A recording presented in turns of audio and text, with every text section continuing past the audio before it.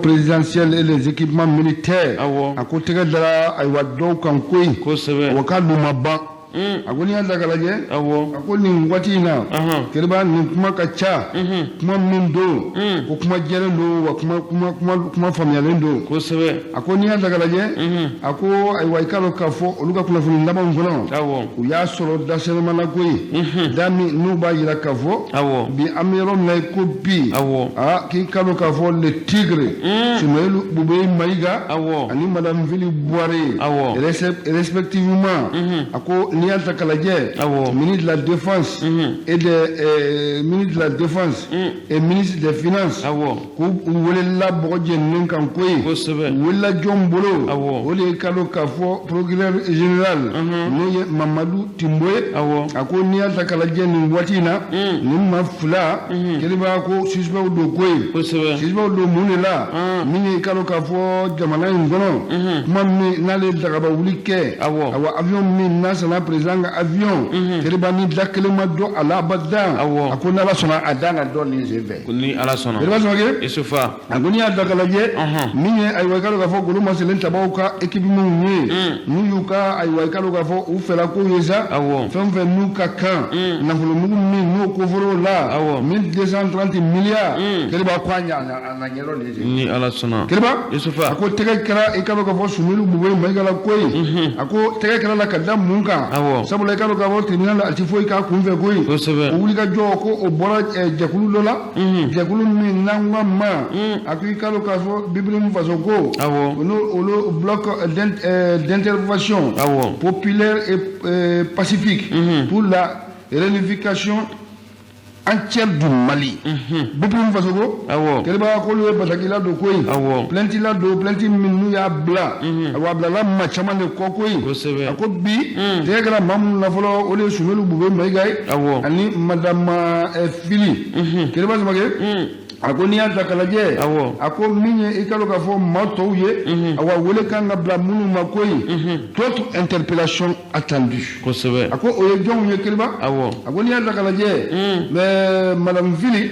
ani sumelu boye maiga kofe ako minye ikalo ka fo Moustapha Ben Bargaye awati la ministre délégué auprès du ministre de l'économie et des finances chargé de la promotion de l'investissement et de l'initiative privée kiliba ko wole bla ndama ko sebe awo kwa sembala ko abone la kalaje ako minye maître Mamadou Camara ye awati la ministre de l'économie numérique et de l'information et de la communication kiliba wole bla ndama o kankan ko awati ni meke wati ni ako ni ma ko fole nunu keba ko nunu betu ministre awati wa wor ko min dona ay way kala ko militaire ka équipement na foko ta se avion na kulela duma keba ko nunu bela jele ma kalama koyi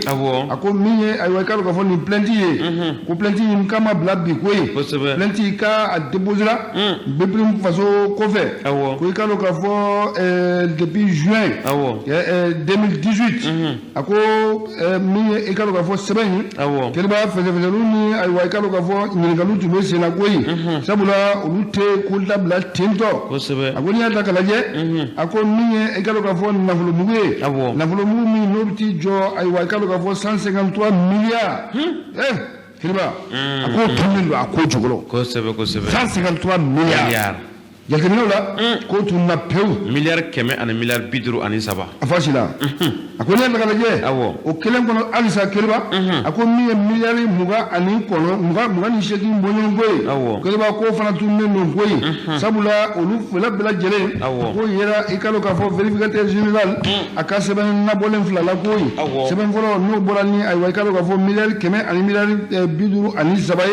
kelba no ile fela lu da kana fela fana ko kofe ça fait la kono koyi mi 2019 faut que kana c'est 2021 mois kelba ko ni nous avons la kono fela lu ya da de koyi vérificateur général akaba lagi mun mbora o wati nama fama ko rapport 2013 2014 kelba ko bolani ni seben fly koyi kayila ka fo mi ay way kalo ka fo milliard muga ani shegi kelba ko otuna ay way kalo ka fo ni wala zembe koyi avion ko vande mi milliard keme ani milliard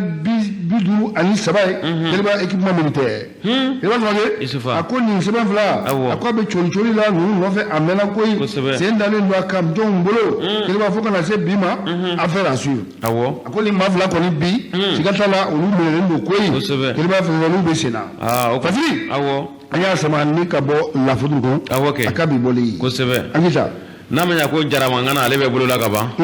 warani kalan to ato olu be nyado ameta le fondement ale ka bi bolen kono isufa le fondement ale kunafoni mdi o e jorona ko bay IRD ale kanko yaro IRD ale politique jeglu mwana ye Mali kono ya beba don ala bahina Sumala Sise ale ka parti don nga isufa akotuna Sumala ko ananye utena ke kile IRD ko la ko fasiri SB Traoré aya yira ka fo ya ko IRD ko abena ci bogo IRD ko abe daga kolonci ka abe alaba meke tumune ko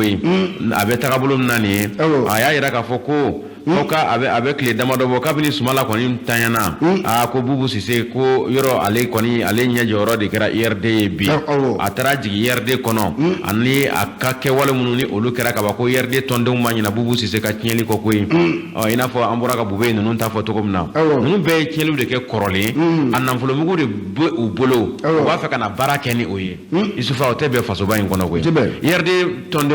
wonde fana kelelo ka wuli ka joke sisa o be ka nyogon famnya kerefe kayira ka fo ka fara ɲɔgɔn kan Bubu Sise abe IRD ko mina ninye ko IRD ko ubaci walma Bubu Sise ka gwenga la segi akata taga yoro wɛrɛ la sababu ke aye tiɲɛli min kɛ faso kɔnɔ faso nafolo mini ayo taraki o caman b'a bolo aye tiɲɛli ba minnu kɛ faso kɔnɔ ko Bubu Sise ko tiɲɛ yɛrɛ la ko ani IRD ko u danbew tɛ taa ni ɲɔgɔn ye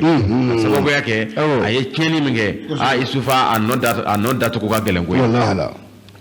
tondenw ye mun kɛ sisan Isufa u ye ɲɔgɔn lajɛrɛ kɛ a bɛ kalo 2 bɔ bisa ka yira k'a fɔ k'u ka fara ɲɔgɔn kan ka u ye sɛbɛnw ladon k'u ladon ɲɛmɔgɔyaso la IRD ɲɛmɔgɔyaso la kɔni ka yira k'a fɔ ko tiɲɛ yɛrɛ la u ka tiɲɛ fɔ Saliku Sanogo ye ni ale ye IRD vice président ye u y'a wele ka u ye sɛbɛn ninnu na u y'a yira k'a fɔ a ye ka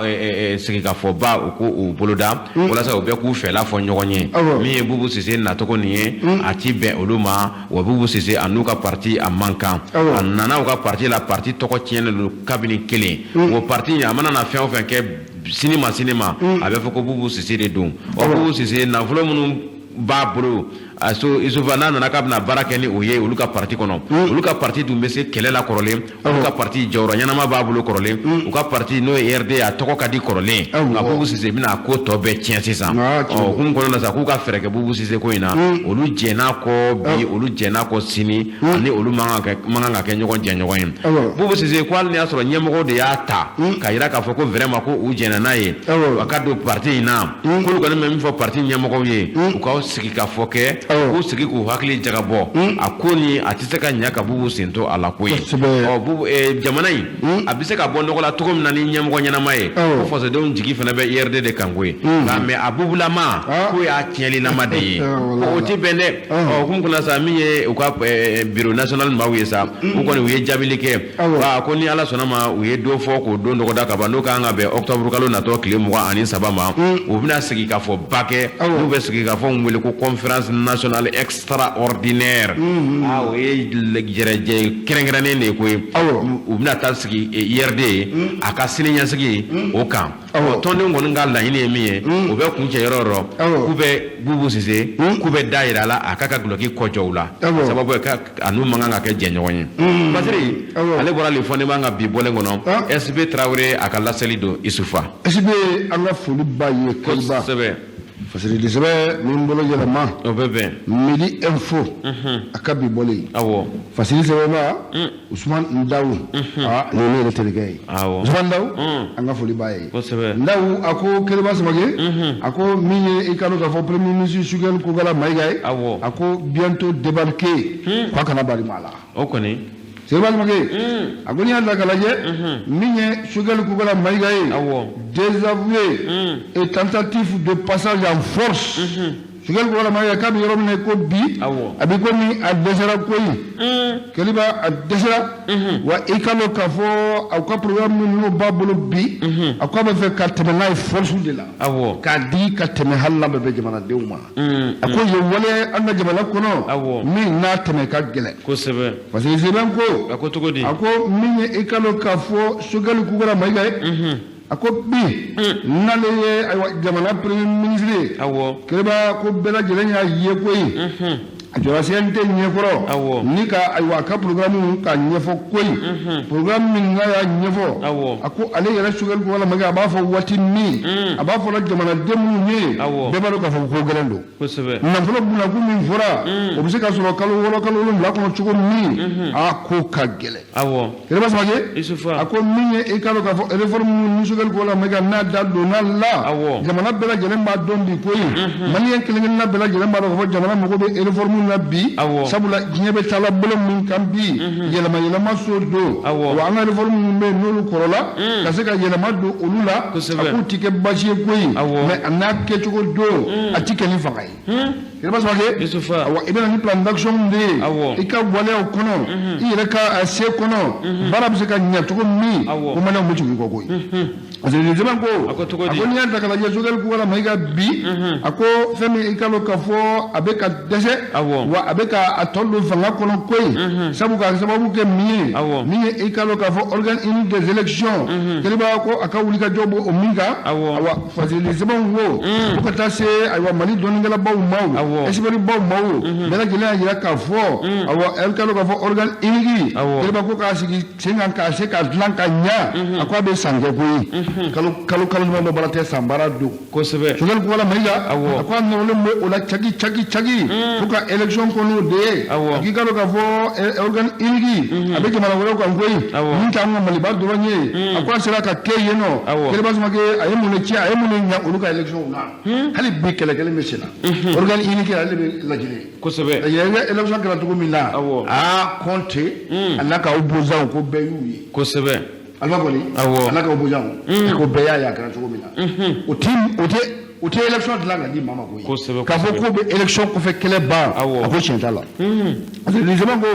a ko n'i y'a ta k'a lajɛ a ko min ye i ka dɔn k'a fɔ parti politique ye fo ka taa se société civile ma bɛɛ lajɛlen sigalen don bi bɛɛ silannen don koyi 18 mois yala Choguel Koukara Mayiga a n'a nɔfɛmaw ka taa se a ka président yɛrɛ ma Assimi Goïta ko programme minnu n'o dilanlen b'u bolo a na se ka kɛ ka bɛn o ma wa o siga b'o la koyi a ko n'i y'a ta k'a lajɛ premier ministre min nana ale tiɲɛ n'o ye Muktar Wani koyi ko 18 mois a sɔrɔla olu de bolo keliba Samake labanw kun sabatira cogo o cogo 18 mois a ka se ka respecté a ko n'i y'a ta k'a lajɛ Choguel Koukara Mayiga a n'a ni bi cɛ a ko fɛn fɛn n'ale b'a fɔ keliba k'o ye waati jan kumaw de koyi a tɛ kuma si fɔ min b'a jira k'a fɔ 18 mois kɔnɔ i ka dɔn k'a fɔ baaraw bɛɛ lajɛlen bɛna se ka bɛn o ma koyi a ko siga bɛ maaw la bi a sira bɛ adamadenw na k'a fɔ fɛn min élection présidentielle o na se ka kɛ ka bɛn i ka dɔn k'a fɔ février 2022 ma wa san 20 ani san 2022 keliba ko a siga bɛ mɔgɔw la bi kosɛbɛ a ko n'i y'a ta k'a lajɛ min ye Choguel ka kumakanw ye keliba ko a bɛ tɔmɔtɔmɔli k'a la koyi kumakan kuraw bɛ Choguel Koukara Mayiga da ko olu ka bon hakili ma koyi sabula jamanadenw tɛ ka foyi faamuya i ka dɔn k'a fɔ Choguel a ka transition tɔ taabolo la koyi transition tɔ taabolo ani Choguel ni kumakan minnu bɛ ɲɔgɔn fɛ keliba k'u cɛ ka jan ɲɔgɔn na koyi u kɔni u b'a fɔ u t'a dogo koyi an b'a kɛ ka bɛn délai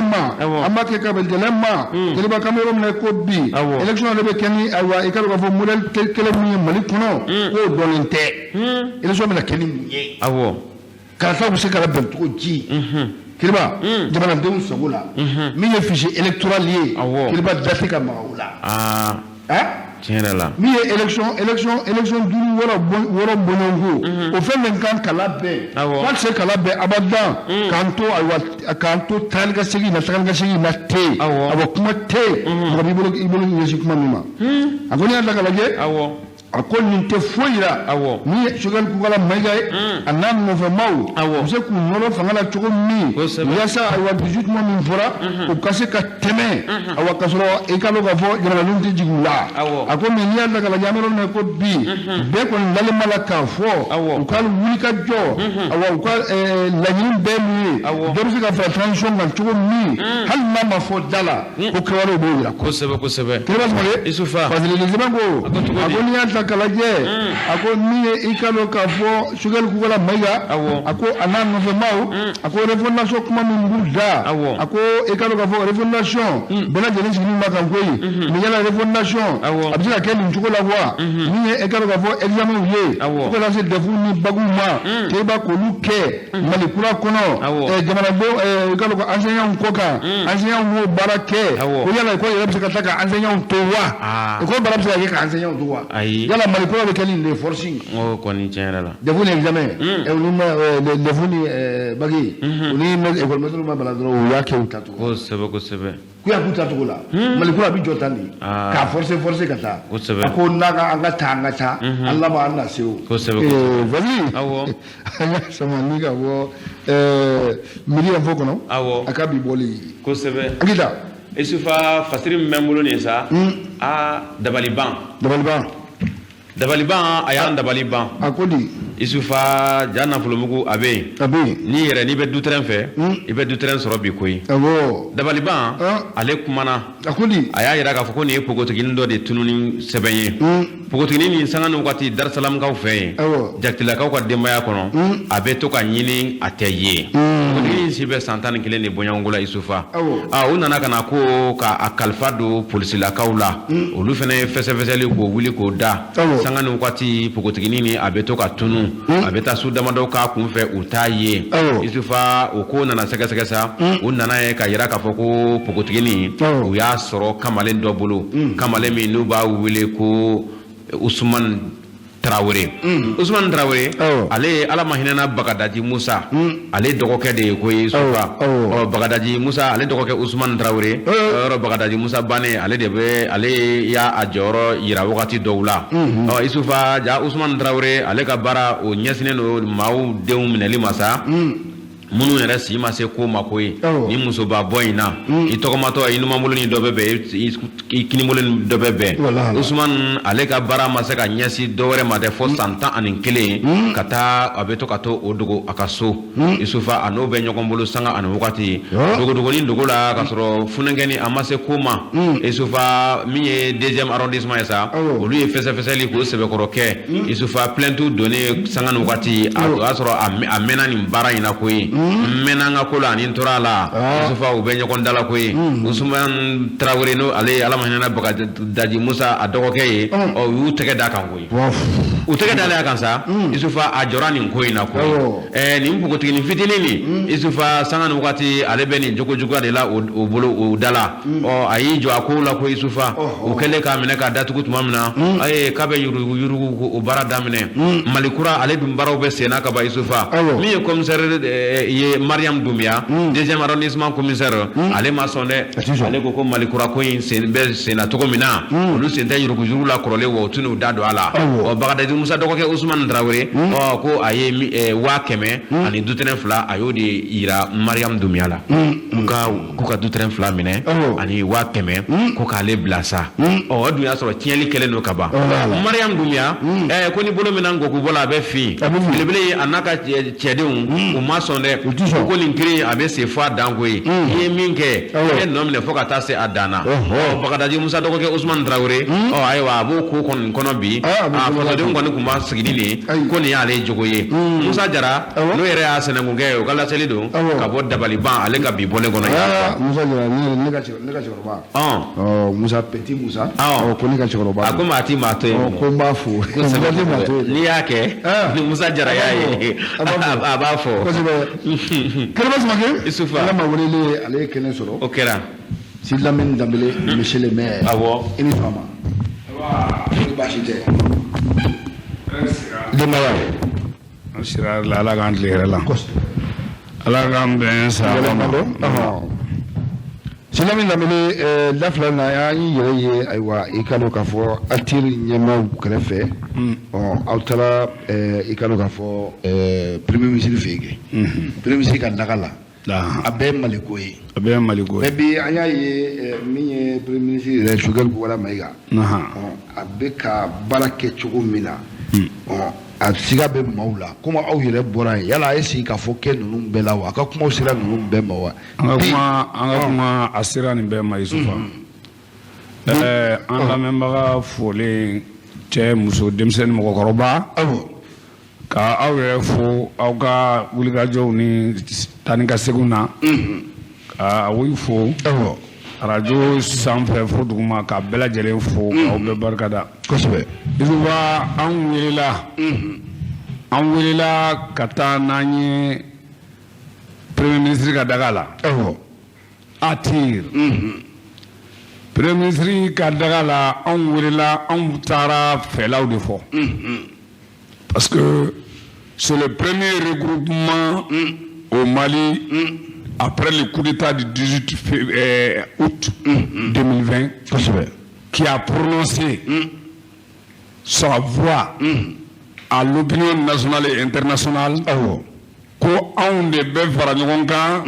jɛkulu bɛɛ lajɛlen association ni parti politique ye min b'a kɔnɔ 29 n'u yɛrɛ déclaré ka bolonɔ bila gafeba kelen na n'a kɛra plateforme ye n'a tɔgɔ dara Alliance pour une transition intelligente et reçue. Mais il semble que intelligente et reçue ni o ma faamu mɔgɔw fɛ kosɛbɛ. Transition kɔnɔ an ye ko caman de Maliba in na Isufa. Ko min n'a kɛcogo ma ɲa, ko min n'a taabolo ma ɲa, ko min n'a b'a to jamanadenw bɛ degun sɔrɔ. Ko min ni jamanadenw tɛ lafiya sɔrɔ la dɔw fana bɛ olu la jamanadenw bɛ lafiya sɔrɔ an bɛ olu de ta k'o fɛsɛfɛsɛ kalo saba depuis a kɛra fo bi o tuma la o waleya nin kɔnɔna na ja Sogɛli Kokala Mayiga ko k'a y'i to yɔrɔ jan ko ka Atir komɛ k'a ye ja mɔgɔ hakili carinenw ni mɔgɔ hakilimaw b'a kɔnɔ ko a ye welewele bila an ma sinon ko Sogɛli Kokala Mayiga a bɛ n'o ɲɔgɔn ko bi a ka agenda chargélen don i b'a fɔ ko min n'i ye fali doni o tuma la a y'a ye k'a dɔn an kan ka wele fo kalo tile 20 kɔ o tuma la ale ko k'o ka ca ale ko ale b'an wele o don de a kɛlen filɛ ka an wele san'o ka se walasa ka an lamɛn o hukumu kɔnɔ min fɔra anw ta fɔlɔ an ko Sogɛli Kokala Mayiga i sigilen filɛ nin ye sécurité lakana Sogɛli Kokala Mayiga i n'i ka président ni i ka institution bɛɛ ɲɛmɔgɔw lakana ka gɛlɛya dɛ lakana ka ta ba la politique kana don lakana la adamadenw ka ta ba la u ni kana bɔ ten fo Ala yɛrɛ ka taa kosɛbɛ o an y'an sɔnni sigi o kan kosɛbɛ an y'an sɔnni sigi filanan min kan o ye Sogɛli Kokala Mayiga aw n'aw ka sigi kura nin kɔnɔ nin n'a kora ko rectification de la transition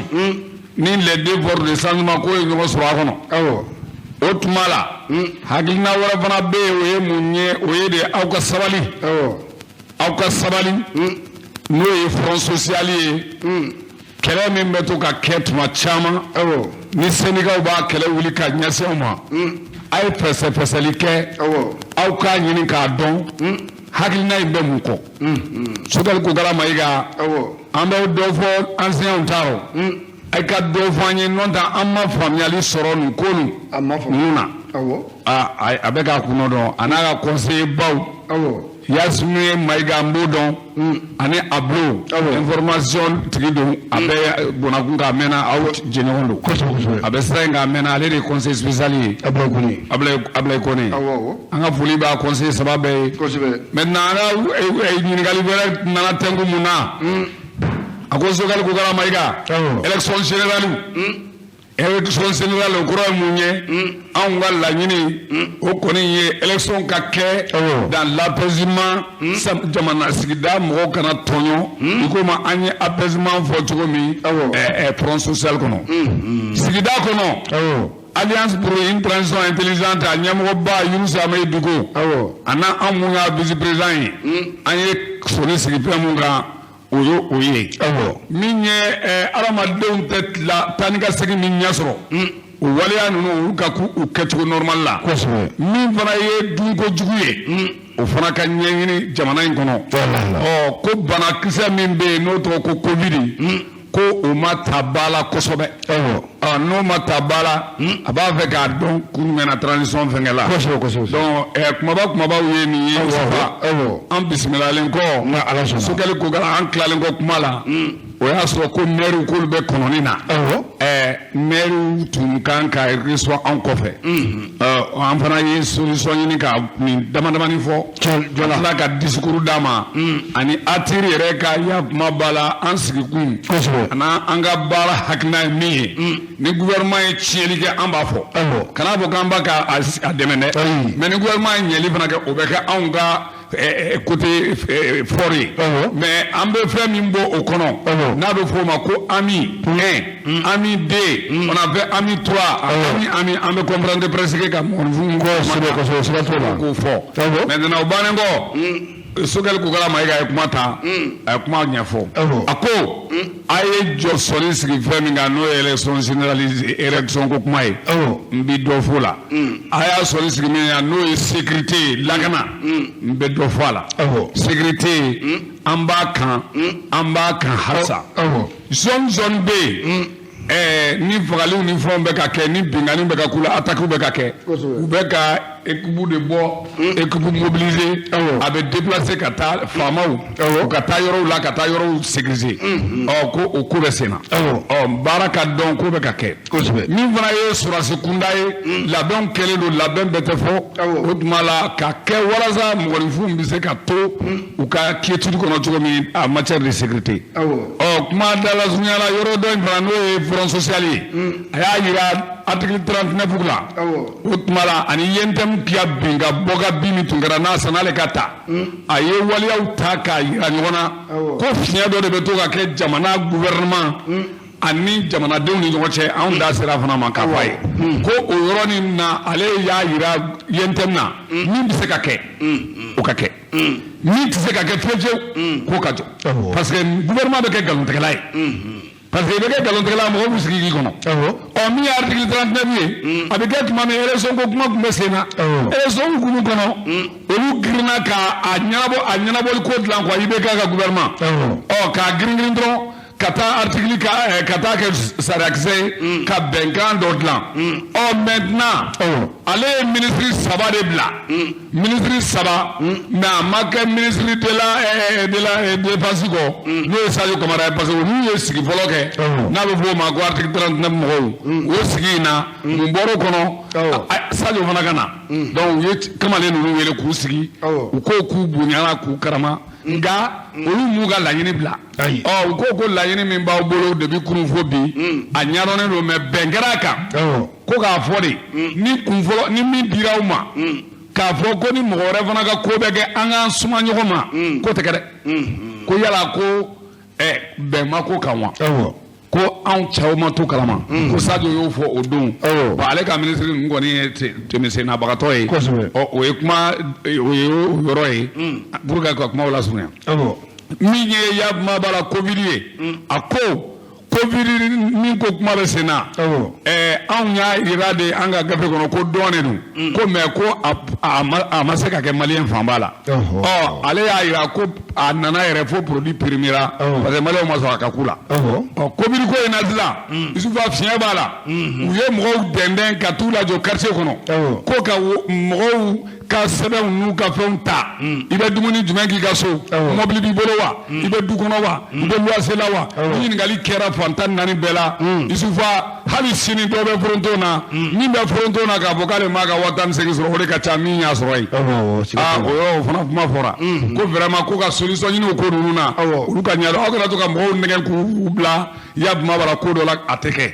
donc o fana o ka ɲɛɲini Isufa nin kuma ninnu nɔ kumaba de ye nin ye a ko refondation kɔnɔ ale bi y'a fɔ a ka mɔgɔw k'u teriya joona joona n'a bɛ taa kɛ fɛn ye fɛn min n'o o bɛna kɛ asidi belebele o tuma mɔgɔ tɛ to kɔ min kumakan tɛ lamɛn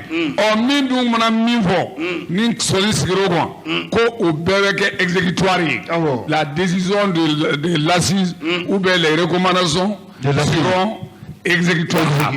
o ko ten ne faamuyala monsieur le maire kuma ninnu y'a kumabaw ye bannen kɔ an ye foliw di ɲɔgɔn ma o kɛra ka sira ɲini ko ne ka don ko ka fara maire kan ko ne ni maire tɔw tɛ fara ɲɔgɔn kan parce que maire tɔw kɛlen bɛ ka drapeau don ka bilenman bila u kan na ne ka drapeau ni ne tun b'a la ne fana tun bɛ na ni ka drapeau ye ɲuman de bɛ ne kan na fo maire yɛlɛla monsieur le maire o tun ye i m'a dɔn k'a fɔ ATIR ni premier ministre ka ɲɔgɔn ye maa caman de wele k'a fɔ o ye a kɛnɛ kan n bɛ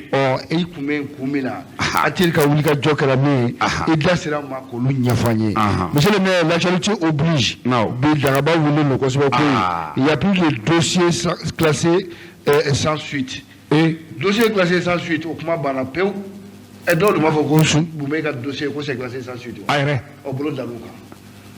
Isufa u ye ɲininka sira kun na a bɛ fɔ min ma ko micro territoire micro territoire la u ye ɲininka ɲininkali tɛmɛna na kamalen ye n tɔnbɔn gidɔrɔnda la ko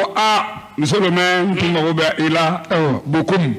kamalen min don a bɛ journalisme ya hukumu ɲɛɲinina kosɛbɛ a ye fɛn sɛmɛna a ko n ma ko ale y'a mɛn ko Bube minara mandat dara kan darɛ ne ko n b'a dɔn Bube ka minɛli ko in Murunin Dadiya kojugu b'a ta fara o de don dɛ kuma jɛlen don lorsque on m'a appelé ko monsieur le maire e k'i ka chaîne dayɛlɛ ni renouveau b'i bolo i k'a lamɛn sisan sufɛ n y'a lajɛ n y'a ye a tuma la Bube yɛrɛ bɛ k'a fɔ ko lui son dossier a été classé sans suite lui son dossier a été classé sans suite ko min y'a a ka dossier ko ye k'a to président ministre de la défense ya la ka n'a bila fo premier ministre ya kumu kɔnɔ kɔlɔlɔ fɛn tun bɛ yen n'u b'a fɔ o ma tubabukan na traîner des casseroles derrière lui ko o kuma dara tewu ja Isufa problème ye min ye ko kuma tun dara IBK tile de ja Mali ma ban Mali kura ko k'ale bɛ kuma min dara ko k'u lawuli k'u jɔ Sogɛli ni Asimi ninnu u ko de ko fɛn min dara dɛ n'a dara da cogo min na an ko woroma k'o lɔn o tuma ne y'o de fɔ Kamali ale fɛrɛ ko fɔ an ye Kusubiro ɲɛmaa an y'ale fana ye an ka Jabarani yɛrɛ ka wari tɛ min kan a fana y'a jira k'a fɔ ka maaw to ministériya la sariya dɔw bɛ min b'a to a tɛ se ka gɛrɛntɛ kojugu mais k'a fɔ ko dossier datugula k'o fili pewu ko kuma tɛ yen o de y'a to u y'a minɛ bon n ka kumakan de ye ko créer parce que i tun b'a fɔ ma décision mais dossiers sont au niveau de la justice aw yɛrɛ b'a ye n bɛ taa ni ka segin kɛla pôle économique a b'a ye n bɛ nin kɛla mais a bɛ yɔrɔ min bi a bɛ cour suprême n ko n'a tun y'o fɔ n ko bi sɔn ka fisaya a ye question filanan posé a ko k'o tuma la ka nin to premier ministre ya la ko ni mɔgɔ min bɔra k'i bɛ bɔ ka marche kɛ ou bien meeting kɛ k'u bɛ gazi fiyɛ mɔgɔ kan ko yala ko gazi ma fiyɛ ne kɛrɛ ka siɲɛ caman wa n ko awɔ ko o tuma la ko ne bɛ mun jate o la n ko démocratie n'a tagabolo don ni maa ma kɛ cogo dɔn a ko kelen bɛ tila k'i yɛrɛ rattraper parce que don nataw la a se ka bali kɛli la an ye démocratie ye jamana mun na mɔgɔw bɛ bɔli kɛla ye hali sini mɔgɔw bɛ doni ka bɔ kɛla marches bɛ kɛla meeting bɛ kɛla conférence de presse bɛ kɛ mɔgɔw b'a sugu bɛɛ kɛ hali sitting bɛ ka kɛ jamana wɛrɛ kɔnɔ donc n ko n'i y'o kɛ bibi nin na n'i tilala ka bɔ fanga la fanga de ye fanga ye i ye yɔrɔ min fɔ sisan n'i bɔra fanga la o fana ko bɛ yen dɛ o tuma la n ko o fana bɛ tila k'o tigɛ rattraper donc nin ye kuma fila ye min fɔra ko la Isufa mais an ye rencontre wɛrɛ fana kɛ an tun ye laɲini kɛ an ni Keriba ani an ka mɔgɔw an bɛɛ lajɛlen an tun ye ɲɔgɔn sɔrɔ Usumani Marani Serifu Hayidarabara o laɲini Ala de ye kunun ta sabati kunun association jigiya a été reçu par Ousmane Maran Serifou Aïdara anaka staffu an ka foli belebeleba bɛ Yaya Kumabala Mamadu an'a ka bureau la mɔgɔw ye ka taa bila Yaya Kumabala Siaka n'a ka nɔlaw kan ani Ousmane yɛrɛ u y'an reçoit an yɛrɛ weleli demandé voilà an bɛna taa o kuma ɲɔgɔn ya ni Ala sɔnna kuma minnu b'a la an bɛna bɛɛ la tɛmɛ ko kuma de don kosɛbɛ an bɛna bɛɛ la tɛmɛ n'Ala ni kira monsieur le maire kɛmɛ sarala Yusufa Ilo mɔgɔ kɛmɛ sarala mɔgɔninfin bɛ problème min sɔrɔ dugukolo ko rɔ Mali kɔnɔ tribunal kɔnɔ a bɛ 85 bɔ ka kuma fɔ k'a yirila nin ye balawu dɔ de ye jamana in kɔnɔ an ka ɲɛɲini n'Ala sɔnna an yɛrɛ bɛ taa ɲɛɲini min fɔra yen aralu b'a yɛrɛ bolo min fɔra yen ni Ala sɔnna a feere latigɛ jamanadenw b'a faamuya kosɛbɛ monsieur le maire ali b'o kɔnɔna la an y'a ye alamisa tɛmɛnen Umaru Mariko a fana conférence de presse kɛ a y'a jira k'a fɔ jamana bɛ yɔrɔ min na ko bi a ko jamana k'a bɛ kolonɛl 4 de bolo le pays est pris en otage a m'o tɔgɔ fɔ bɛɛ t'u dɔn wa ancien CNSI tɔgɔ di olu ye mɔgɔ 5 a ko jamana bɛ otage la olu bolo bi les 5 colonels a ko mara o mara n'a bɛ kɛ nin fanga in kɔnɔ transition kɔnɔ k'i b'a ta u ka dabalama o bɛ walan sɛbɛn bon Umaru Mariko ye gɔnkɔrɔ de ye a bɛ tigɛ o kɔrɔ wɔrɔ cogo dɔn n bɛ min f'i ɲɛna Isufa Kariba Umaru Mariko ye gɔnkɔrɔ de ye a bɛ tigɛ wɔrɔ cogo dɔn gɔnkɔrɔ bɛ tigɛ wɔrɔ cogo dɔn dɛ donc Umaru Mariko ninnu mɔgɔ sugu jamana kɔnɔ i ka to ka conseil t'a fɛ an ka kuma fɔ a si la dɛ depuis mɔgɔ min écoledennama a tɛ dɔwɛrɛ la mɔgɔninfin kɛlɛ kɔ o tɛ dɔwɛrɛ la jama ka ko kɔ a tɛ dɔwɛrɛ la jama ka tɛmɛsira kɔ n'i ma to k'i gɛrɛ i n'olu ka to ka baara kɛ sinon a dɔgɔkɛ b'u la o parce que ani Sadio Kamara kɔrɔkɛ u bɛ ɲɔgɔn dɔn kosɛbɛ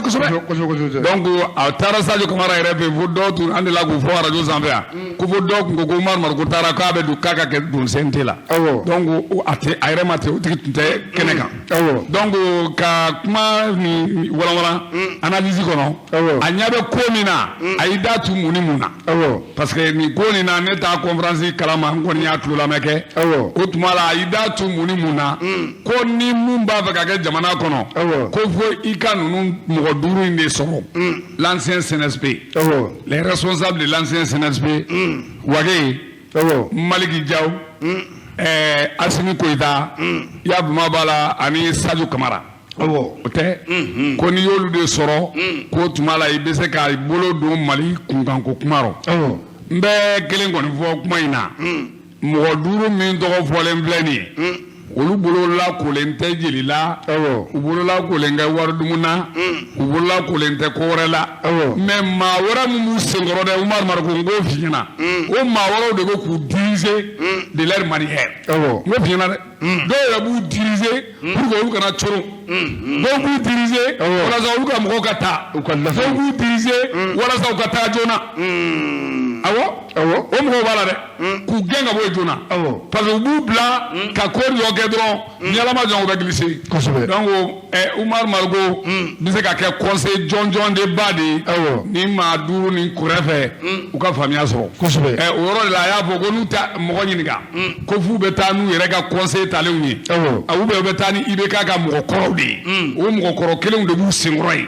u bɛ taa ni régime kɔrɔ mɔgɔw de ye o régime kɔrɔ mɔgɔw de bɛ ka taa n'u ye ko n'o waleya de don ko tiɲɛ la k'u bɛ ka jamana ta otage la ni ne ye analyse kɛ ka fɔ parce que n'o yɔrɔ de don o kɔrɔ k'u bɛ jamanadenw ta k'u tɔnɔmi an ye fanga dafiri fanga dafirilen kɔ anw kun kan ka jateminɛ kɛ fɛn fɛn ye fiɲɛ ye IBK tile rɔ fɛn fɛn ye tile ye régime tɛmɛnenw na ATT tile rɔ an b'o bɛɛ la tilen o bɛɛ ka kɛ fɛn jɛlen ye dɔɔni ka bɔ coup d'état ko la anw ka sabali anw ka wuli ka jɔ jamanaden ka murutili kɔ jamanadenw fanba mana muruti o de bɛ na ni nin ye ne ɲɛna o hakilinaw de kan ka gosi la bon n'o bɛ gosi la mun bɛ Keriba dɛsɛ k'a kɛ Yaya Kumabala Assimi ka conseiller mun bɛ Isufa dɛsɛ k'a k'a ka conseiller mun bɛ Umaru Mariko dɛsɛ k'a kɛ conseiller au niveau de la primature ou à la présidence mun bɛ ne Sidi Lamini dɛsɛ k'a kɛ conseiller misali la depuis combien d'années mɔgɔ mun bɛ kɛlɛ kɔ donc maintenant n'aw y'olu to yen ko nin tigi tun bɛ président senkɔrɔ yan nin tigi de tun ye ministre des affaires étrangères kɔrɔ ye a ka kɔrɔlen ye mun kɛ a ye mun kɔlɔlɔ se jamana ma o ma ɲɛɲini fɛn b'a la dɛ fiɲɛ belebele an ka kuma fɔ a tiɲɛ yɛrɛ kan fiɲɛ belebele o tuma la mɔgɔkɔrɔ min ye dugu ci mɔgɔkɔrɔ min ni so ni fana ni namaratɔ bɛ ɲɔgɔn fɛ mɔgɔkɔrɔ min bɛ rebelle kɔkɔrɔ k'u dibi na ka u jurɔ su o mɔgɔkɔrɔw ani olu kɔkɔrɔ dɔnbagaw olu ni mɔgɔ min bɛ bɛn olu na aw de bɛ baara kɛ ɲɔgɔnya la yɔrɔ in kama maa min b'a fɛ jamanaden ka lafiya jamanaden ka bɔ ko kalama jamanaden ka taa ɲɛ o tigi bɛ a fɔ ko le pays est pris en otage par ces 5 personnes kuma jɛlen don dɛ donc maintenant ko wɛrɛ fana bɛ yen Isufa a fɔra ko lakana kɛra sabati an ɲɛ b'a la sɔrɔdasikɛ de bɛ fanga kɔnɔ sɔrɔdasikɛ ta ye fanga fan bɛɛ ye mais hali sini adamadenw bɛ ka faga ko sɛ nin yɔrɔ fana kɔnɔ n'i y'a jateminɛ i b'a fɔ ko halisa kɛrɛfɛmɔgɔw olu bɛ ka to tontan dundufɔ ni balafɔ la u senkɔrɔ o fana naaninan ye mun ye o ye mɔgɔ mun bɛ wuli k'a fɔ ne bɛ Isufa de kɔ dɛ ne bɛ a tɔgɔ la Keriba de kɔ dɛ n bɛ fɛ k'a fɔ Asimi ni Maliki ninnu ni fɛnw aw bɛ girinkajɔ la mɔgɔninfin tɔgɔ la k'i ban ka tɔn jamana yɛrɛ kuturu jateminɛ ani ka a bɛ fɔ min ma n'a bɛ fɔ o ma institution baarakɛba yɔrɔ ba mun bɛ Mali kɔnɔ kɛcogo man ɲi an tɛ kuma o kan fo ka hadamaden kelen pe ta cɛw o t'a tɔgɔ ma o ka système tɛ yan CEDEAO ka système ye nin de ni e bilara kan sa ou bɛ ka Awoyi kɛ président ye sisan i bɛ CEDEAO ka wuli k'i jɔ ka sɔrɔ Awoyi ka moto sonyara yan Awoyi y'a ka signalw kɛ u t'o signalɔ o wuli k'u jɔ sa ko mɔgɔ kana kɛ Awoyi la parce que Awoyi ye ɲɛmɔgɔ ye CEDEAO ka technique tɛ wa donc o mɔgɔw bɛ bolo o banbaga politique min na ani don o don ɲɔgɔn dalajɛ ko vraiment ko tant que o fana dalajɛ bɛ ka kɛ ko mɔgɔ kura-kuraninw de fana fɛ mɔgɔ min tun ma deli ka bila terrain politique kan mɔgɔ min ma deli ka bila y'a kuma b'a la lutte n'a bɛ fɔ o ma lutte de la société civile kan o mɔgɔ kelenw de bɛ ka ɲɔgɔn dalajɛ bi a fɔ bɛ président kɔ bɛ nin kɔ ni ne ye Umaru Mariko ka kuma analyser ça c'est comment on appelle mon analyse personnelle bɛ ka point naani min fɔ n'i y'o jateminɛ nin kosɔn Umaru bɛ k'a fɔ ko ni mɔgɔ duuru ninnu bɛ ka jamana ta otage la parce que mɔgɔ min tun bɛ yen kunun u tun b'a fɔ i bɛ ka y'a kɛ cogo cogo a ka d'an ye o mɔgɔ kelen e n'o bɛ baara kɛ président n'a ka di jikalaman bɔ Sidilamin ninnu kan a fɔra i yɛrɛ ɲɛna yan ko Sidilamin i tɛ k'a la k'i bɛ bɔ wulada in na n'aw bɔra an bɛ jikalaman kan kuwa dɛ sɔrɔsiw y'a fɔ sɔrɔsiw dɔw y'a fɔ n ye gardiw y'a fɔ n ye u dun bɔra u ye jikalaman funfun kan donc n'a fɔra ko halisa ko o mɔgɔ kelenw de bɛ kɛrɛda la olu yɛrɛ tɛ sigi so kɔnɔ hali n'aw tɛ ɲɔgɔn ye a tɛ ɲɛ o monsieur le maire a faamuyala bi jamanaden bɛɛ wulilen don k'i da jɔ fɛn kelen min na o de ye chronogramme min bɛ se ka kɛ transition in kɔnɔna la chronogramme k'a daminɛ sugɛ 4 bi cɛ taa fan kelen tɛ ka dɔn chronogramme ma di foyi ma da a bɛ to Malikura bɛ se ka jɔ nin cogo la ten wa. Malikura jɔli la ni n ye Sogɛli Kokala ma i ka kumakan mɛn an bɛ ɲɔgɔn dɔn mais an famana an janyalen don ɲɔgɔn na Sogɛli Kokala ma i ka bɛ k'a jira de Malikura bɛ daminɛ lorsque Isufa Kiriba ko ni assise kɛra jamanaden ko assise nationale min bɛna kɛ ale Sogɛli yɛrɛ ko caman kɛra dɛ forum kɛra yan des collectivités o dossier dalen bɛ bara kɔnɔ ko dɔ wɛrɛ fana kɛra o kɔfɛ n'a fɔra a ma ko an bɛɛ ka ɲɔgɔn sɔrɔ palais de la culture la ko terrain kɔnɔ k'an ka taa an donna terrain kɔnɔ ka taa ko sɛbɛn fana dara Keta an ma se Kita an nana nɛgɛ la ko o terrain fana dara sira rɔ ko kɔfɛ ko assise nationale kɛra k'o kɛra tɔmɔtɔmɔnin de ye ko alors que Soumaïla Cissé ko n'a kɛra bɛɛ jamanaden mana min fɔ ko 15/6 est tabou ko a ka waleya kɛ ne y'a caman kɛ dɛ ne y'a caman kɛ dɛ Sidiki Nfa Konate i tulo bɛ n kan na a bɛ fɔ min ma Mariam Danbele Maguette Seye muso Seye i tulo bɛ n kan na an ye kuma caman baden de fɔ Ibrahim Boubacar Ba paix à son âme ale kɔni ale fana kun y'an ka président ye ya kuma b'a la triomphera aw kulo b'an kan na ya kuma b'a la n'a bɛ fɔ o ma Aminata Dramani ani ya Yusufi n'u b'a fɔ o ma Pinochet ani cɛkɔrɔba dɔ in médiateur ni o tuma la aw tulo b'an na kuma caman baden de fɔra lors des ateliers an donnen plein air kono ol de saraka fo bon a rapport final be mbolo Isufa ka da damnema ko ta ba arama den sira indu do kuma ke ambe kuma damna de bi sogoma wallahi billahi mo ta ka tonto fo mo ta ka parti to fo ma ta ka association to fo jamana den ko rasul be ka faga chomi rasul be tegumina jamana den to be tegumina kongur kelaw torolendo en sin senegal torolendo barakela la baraka nyamo jamana do anyani kuma da utrone fo sa jamana den ka bola kange la viala mairie mo be minke ani député mana na député be waliya chejugu minke anya kuma na ndika ani ka proposition de solution ke wallahi bila be darajiro perdem ko tere bebe dum ngeli ba ke ko kala perdem ko transport ko tere asibe déplacer ka sey asidu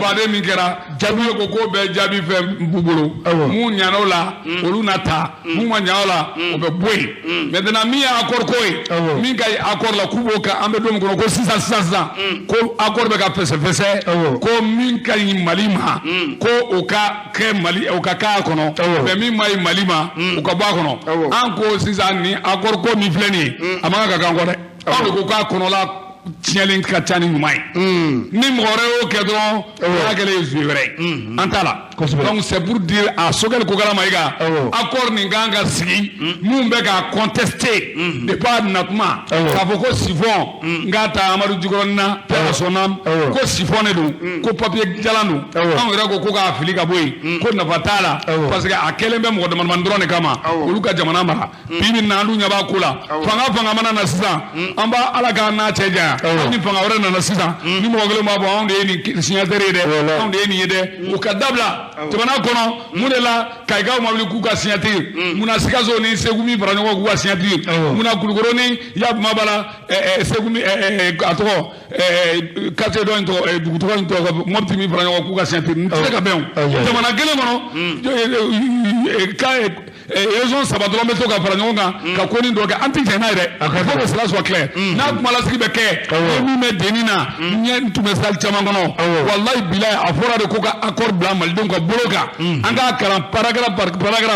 otmala mingay okata mimay o kabla quel plan ka boli solution ne c'est l'avenir Réunis analysé dans le cadre du processus de négociation défini par la feuille de route que nous avons adopté le 24 juillet 2014 afin de parvenir à un accord d'une paix globale durable garantissant une solution définitive à la crise qui affecte le nord du Mali appelée par certains Azawad. Oh, Katao Matamara 7, Amay. Pacte national, Amay. Kabola Kanabla, accord d'Alger ATT 2006, Amay. Katla Kanabla, accord de Ouagadougou, Amay. Katla Kanabla, accord là, Asima et préambule de plein infa. Kadi Azawadma, il trouve la crise qui a affecté le nord du Mali en 2012, dont certains appelaient AIEMT, Azawad. Mais aujourd'hui, nous voulons vraiment parler de toute la République du Mali. Kabo Mali raison pour là, Kabla raison Selina, au Kuma de Nafo. Antena dans un raison pour Sabanto, voilà. Ni tu vas pour Yebaranya. Ye alors la Tungonoro, Nenja Mumba pour la quoi comme Beledu. Mani Daja Mumba pour la quoi comme Kenedu. Tegrela, Moma de Liga pour Kenedu Nové, Musoma de Liga, General Kenedu Nové, Pinganima de Liga Game Rola, Kenedu Nové, Moma de Liga Daka Kante Kenedu Nové, Gazima explosé Mola. Wasulu no fere gazima de liga explosé mo la yab mabala beladugu no fere donc anga ko fo kala clé cité kenedugu don beladugu tel don France lolen ta États-Unis mais azawari ni don be fambe ye ko de ke no aramade ni boy atola yu ka dugolo de nyinu yire u ka terwa ni du ye terwari to morae terwari be mi don kenedugu ye terwari be mi don wasulu ye terwari be mi don beladugu ye terwari ambe mi don e la ka me ko mo ba u fara ko dugolo no fe awai as isufa inu togo ana president nolaw ani siri kwatew abde la ka me ko mo de la ka fara nu dugu nu dola ka sigida to ko la wa ma kana ne gami Donc on bien, en bas Kalama, nous sommes des garde-fous dans ce pays-là. Donc des garde-fous doivent être pris en compte pour que Anganatoka criminel, voilà doit avoir une transition intelligente reçue. Nous devons être venus pour la Tournoï. Nous devons être toujours Youssoufa, on devait droit là, on devait gaga le Romana break et Soukoulongalai, on devait des sous, on est resté à des gamins, on s'est qu'à faire sur tout le la voie de gamins, gaz, gleto, pour la ligne de personne, on doit se cacola. Tu dois la ne peut plus de transition qu'à faire jelly. Dans la transition, tu ouvres là où la main parce qu'il prend à la sorte. Moi, j'ai lu. Monsieur le maire, au Kona, la mini. Wati be segembege kokele nunka akuti ka jamana be bulla ameto ale kalsa les mêmes problèmes kuma kele be sigi wati be atinyala bo antibwaka ni malikura fara na no système kele ko mu chulo ko ta fe Isufa ida tu fa no la ni kuma belele sena ya école kola Boubou Sisseko, l'école Medrou, a eu 39 000 ou 38 000 dés. Mais Nega Srata Aula, Ambe 15 000 personnes recrutées, des volontaires qui vont faire votre travail. Mais à Kerabara, nous recrutons les volontaires qui barake, ou nous bébé Kassilabi. Nous tout son barama, ou nous boudia. A kɛgun tun ye mun ye ko ka l'école ko la ɲa mais Boubou Cissé kelen tilara ka école so bila galama kɔnɔ k'a bila tasuma rɔ ɲɛna donc o ye fɔlɔ ye filanan i ka kuma in kɔnɔ ko tuguni assise la n'an taara sigi kɛ ni e ye min fɔ o de kan ka sɛbɛn ni Keriba ye min fɔ o kan ka sɛbɛn ni Prince ye min fɔ o kan ka sɛbɛn ni Bugula ye min fɔ o kan ka sɛbɛn ni Awo ye min fɔ o kan ka sɛbɛn k'o bɛɛ tɛntɛn k'o bila gafeba kelen kɔnɔ a bɛ kɛra ten de n'o ma kɛ Isufa y'a fɔ tan dɛ o ma n'a ye dɛ Awo ka kuma ma ɲi dɛ a ti ɲa o tant que u bɛ k'aw kɛ Isufa o fana bɛna min na i lɔ hakɛ to o fana bɛna min na Isufa hakɛ to munna o bɛ kɛ Isufa